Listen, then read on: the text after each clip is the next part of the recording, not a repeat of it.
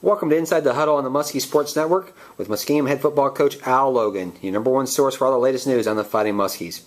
Coach, this past weekend, junior wide receiver James Washington tied the school record for touchdown receptions in a game with 3 and set career high marks with 10 receptions and 145 yards receiving. Can you talk about Washington's development since he arrived on campus as a freshman? Well, we thought he was going to be a very good wide receiver. And, played in our JV program as a freshman and did a nice job. And then last year stepped up and did a real nice job for us as a sophomore. So, we expect big things from him. He's a big play type of guy. He can run by you and great vertical jump. And our quarterbacks aren't afraid to throw the ball a little bit higher to him. So he's done a nice job, and we look forward to the remainder of the season with him. Big things to happen. Yeah, another person who had a nice game on Saturday against John Carroll was senior punter Danny Snively. Ended the game with a 48.8-yard punt average. How important is Danny to this team? Well, he does a lot of good things. He actually is one of our wide receivers also and gets a few snaps during the game, but we limit that just because he's such a valuable part of our kicking game, and not just a boom, but he does a nice job of kicking them outside the 10 and the 15-yard line, and field position is such an important part. He does an outstanding job. So we're excited. We're going to miss him after next year, that's for sure. But these last 5 games will be big for us. For 3 straight weeks now, the Muskies' offense has topped 300 yards of total offense in a game.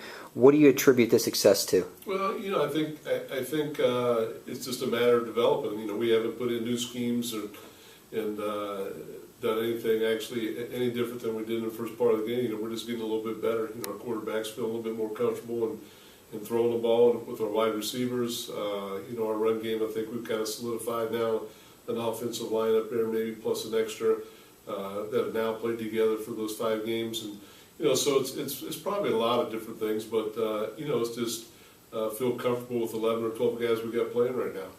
This weekend the Muskies traveled to 19th ranked Heidelberg, a team that leads the OAC in total offense and ranks 2nd in total defense.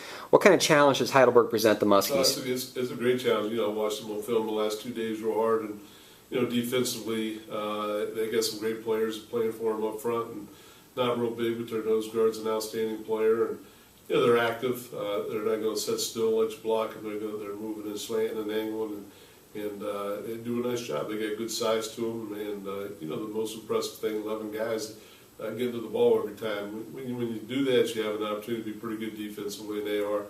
Then offensively, they got so many weapons in terms of running the ball, throwing the ball.